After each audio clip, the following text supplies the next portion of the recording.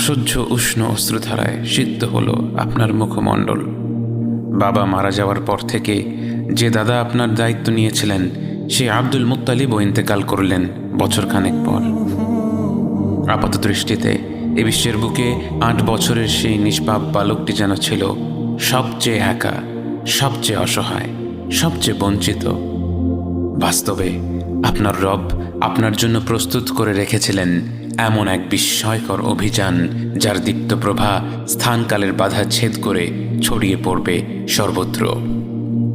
বহু বছর পর আপনার রব আপনার কাছে আয়াত নাজিল করে বলেন, ওয়াদ-দুহা ওয়াল-লাইলি ইযা সাজা, উজ্জ্বল দিনের কসম এবং রাতের কসম যখন তা নিঝুম হয়ে যায়।